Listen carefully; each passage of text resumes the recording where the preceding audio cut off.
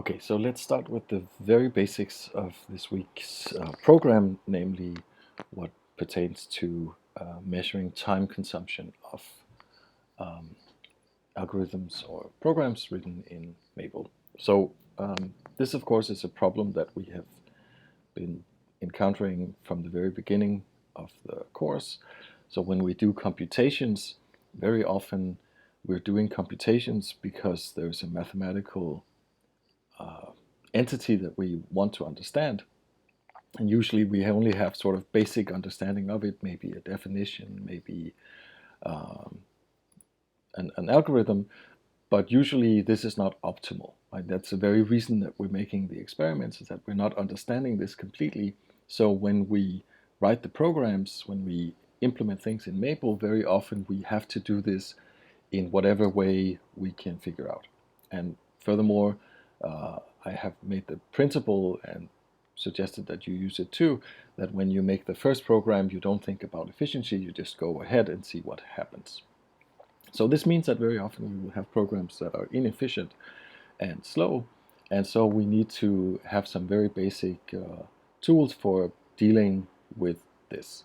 And I think the most basic thing we need to understand is when to stop. I mean, when is it reasonable to keep on looking for another data point in an experiment of this nature? When is it reasonable to say, okay, now I'm going to quit? And fortunately, most of the time, we will come up with algorithms that have a systematic time consumption. So usually, this will grow in a systematic way. If you're really lucky with your programs, it will grow in a logarithmic way, so that the time consumption is proportional to the logarithm of the size of the input. Most of the time, it's going to be linear or maybe quadratic, so it works as a polynomial in the size of the input. And if you're not lucky, and this happens quite often, then it's going to be exponential. And then, of course, we are dealing with times that will explode, and we need to somehow uh, put that into our thinking. So let's return to an example which is a little bit old now. We looked at the number of trees that could be drawn in the plane with no overlapping edges. And I wrote a program which was very simple-minded. Actually, it turns out that at the end of this discussion, we had a very strong explanation of what was going on, and we could compute these numbers instantaneously. But this program was written just based on the definitions and without thinking very much about efficiency. And so it's a good example of a program that's much slower than it needs to be. Right, so here's the program. There was a hidden component, which was an exercise. I guess I can tell you that now. And now I'm going to say something about how fast this program is. And actually, if you remember, I made these computations to a certain level, and then I said, well, actually, there's one more item of data that I can get, but that takes too long, so I imported it. So already when we discussed this, we were dealing implicitly with problems of this nature. So what I'm going to do now is I'm going to run a very simple-minded program that simply times the a call of cycle tree. Right? So this is something that depends on an integer L. And so if there's one vertex, you can see Maple does this instantaneously, and that's the same with 2 and 3. And then it starts growing, and we get 20 seconds for 8. And actually, I'm going to stop here and give up looking for 9, because it takes too long for you to sit and watch. But certainly, it would be possible to get another 1 or 2 items of this entries of this sequence of times that I encounter. Right, so we can plot it, and you can see that it grows rapidly. Of course, these are only 8 numbers, so maybe drawing it like this is a little bit silly because that's what we have. But it's easier to understand visually if we collect these points with lines. And I can also do it seems fairly obvious that this is growing exponentially. So I will go directly to a logarithmic plot, and you can see that it looks a bit like a line, except in the beginning there's something non-standard going on. But certainly if we look at this part of the graph, this looks like a line, so it's very tempting to do a fit. Right, so I'm going to do a fit. This is completely standard, except that you see I get something weird here out. It says infinity x plus infinity, or maybe undefined plus undefined, and that is actually something that happens quite often in this situation, because there was a timing of L1 which was nothing, and then I'm asking Maple to take the logarithm of nothing, and that's not defined. So there's a problem whenever Maple gets a time consumption which is less than the smallest unit that this time operation can measure, which is 1,000th of a second. Of course, if you really want to know how fast these programs are, you can run them 100 times, and then you just take the time and divide by 100, something like that. But usually that's not really so interesting. You can also see that the way this works, I just say time of something, and then Maple will figure out how long it takes to do this computation. It will simply do the computation starting stopwatch when it starts and ending it when it ends.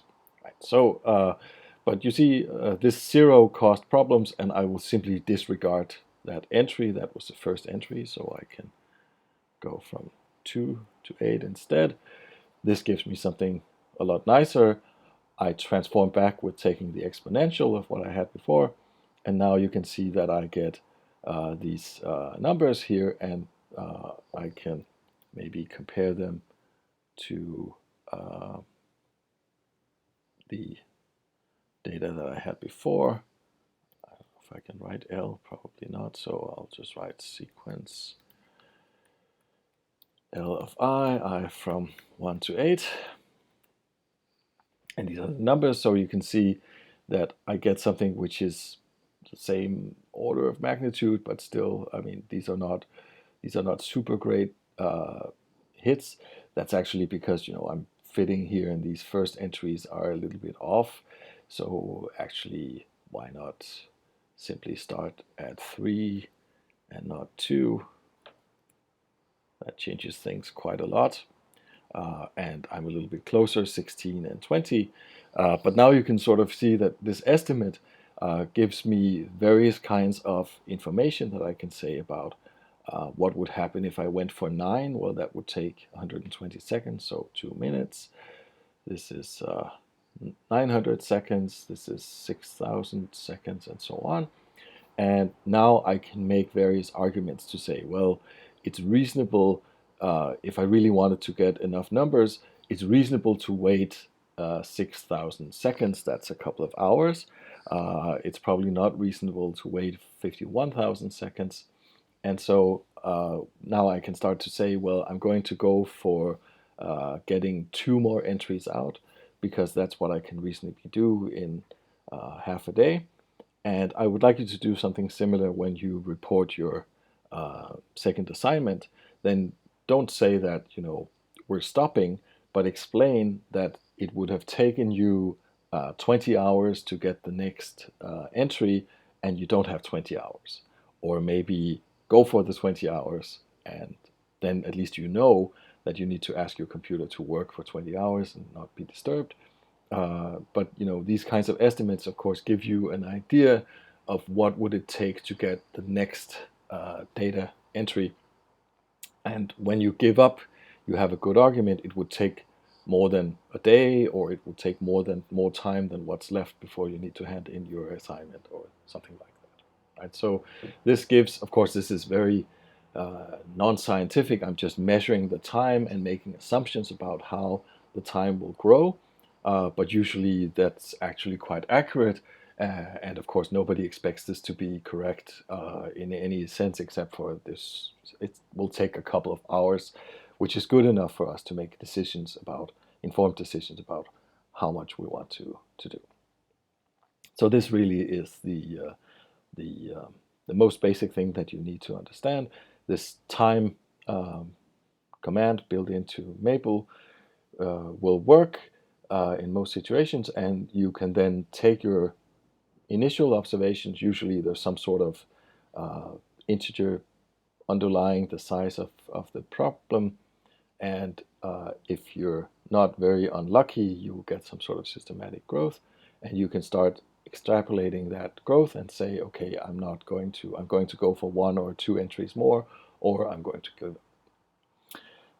Let me show you another example also from things we discussed earlier. We had various ways of computing power sets. This was one of the first things I showed you in terms of writing programs in Maple to compare various strategies for writing programs. And to time things, I've made this very simple-minded setup where I put the times into a list with our usual up syntax, and I ran this already for power set 1, which is the slowest of the 4 ways we have it, and you can see that getting the last entry took me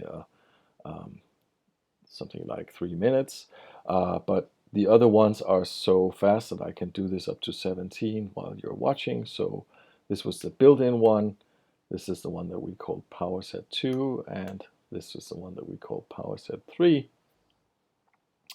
And this takes a little longer. And these, I went from 1 to 17 on all of them. And now also I made a little program to deal with the issue of having zeros. You can see I get zeros here in all of the cases, because when there's not very many entries in the set that we're doing the power sets of, this will take virtually no time. So I made a little program called makeLog that simply takes the entries that are 0 and forgets about those, and takes the logarithm of those that are left, and then I make a plot. This actually comes directly from the book, so that's why it's black and white. I chose the styles so that you can tell them apart. Right, and the thing that is dotted like this is the one that stands out. That's the one that's called number 1, and that turns out to be very slow compared to the others.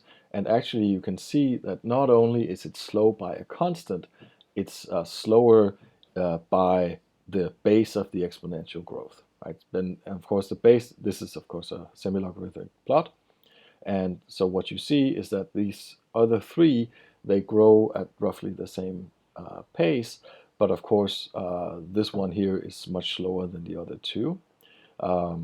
But still the difference is only a constant.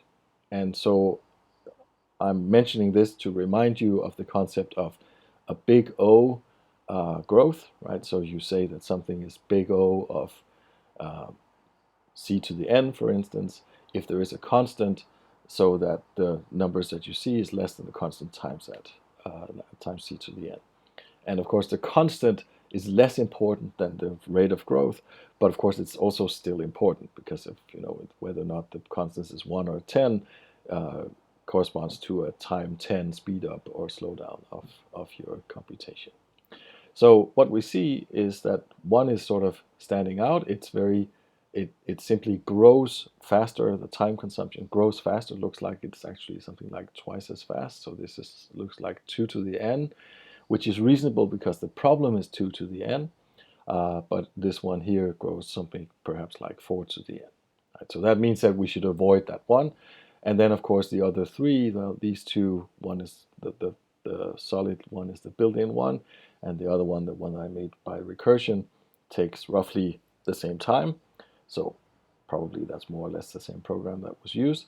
And this one here was the one with the enumeration that takes a little bit longer, but not much.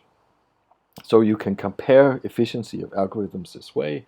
And of course you could go back and try to make proofs of how fast are these algorithms, how many steps are needed, and so on, as people would do in computer science. But usually for us it's not really worth it. We just want to get a ballpark idea of how fast our programs are. So I'm going to show you some more examples that are a little bit more advanced, but this is the basics. This is really what you need in order to do your second assignment.